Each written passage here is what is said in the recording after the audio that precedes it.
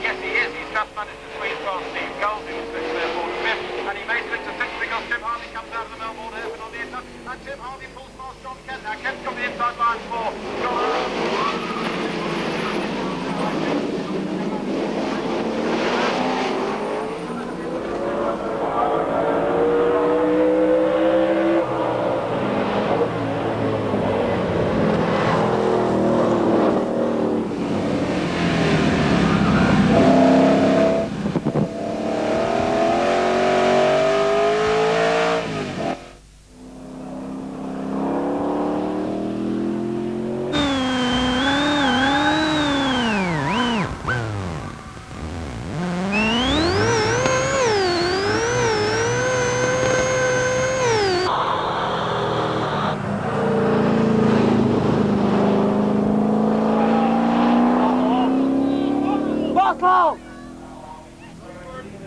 Outside, he's got John Kent stuck right behind him. That's the battle for perfect. And off goes Chris Hoggins into the pit lane.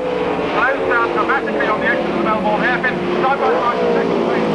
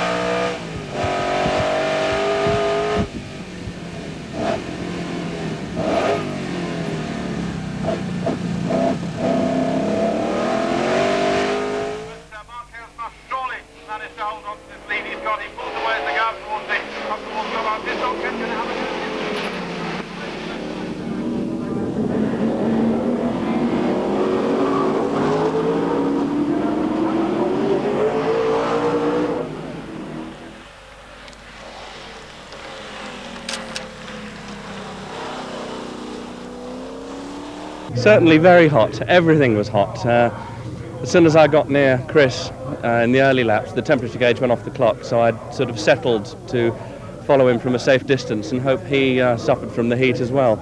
And I was hoping his... I was hoping his brakes were going to go, but in fact it turned out to be something else. So I'd rather have beaten him fair and square, but he's a good guy to race with, hard and clean. You had a bit of a tough time on the last couple of laps. Yes, everything had got hot, and John was on a charge, so I tried to calculate it so that I'd have just enough gap and not let him get past at the end. But I saw him having a look up the inside on the very last corner, and I thought I might just have let it get a bit too tight, but as it happened, it worked out. Right, okay, I'm fine. Fine.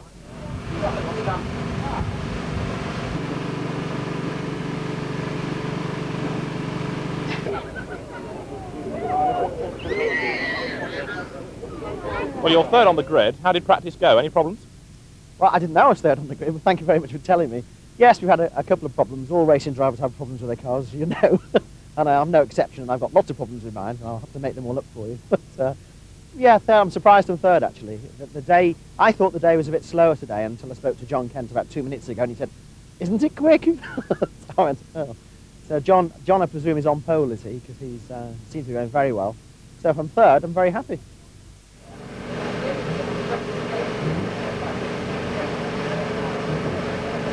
We thought we were quickest, actually, quicker than Steve Cole, who we thought was second, and missed John's time altogether. So I didn't go for any faster laps, but it's quite close, and the car feels great now. So hopefully we can pull off a first win for HRO, and I know they'd like it.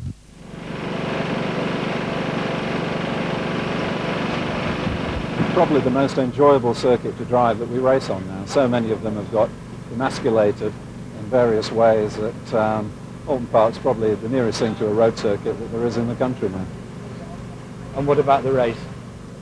The race, it's which way the dice fall. It's about time we had a bit of luck, so hopefully maybe we're on for a win.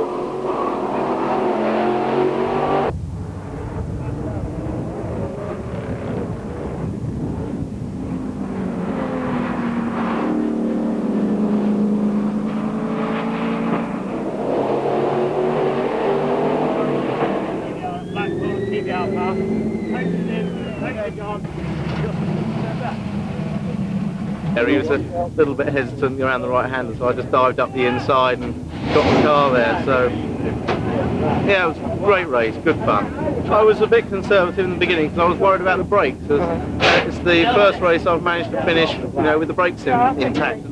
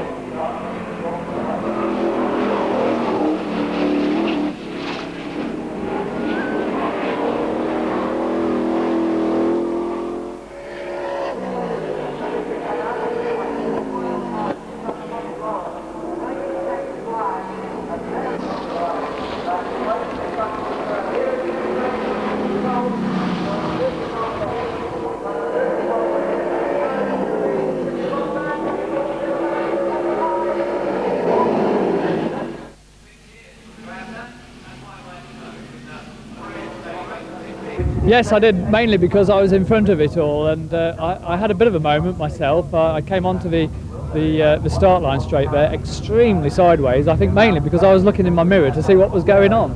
But yes, it really didn't affect me at all, and clearly it slowed everyone else down and gave me a clear track. So all I had to do was, apart from just keep looking in the mirror, was just drive around there very sensibly and as tidily as I could, and obviously as long as the car didn't break down, the result would come. So yes, but nice to win nevertheless, no matter how you get it.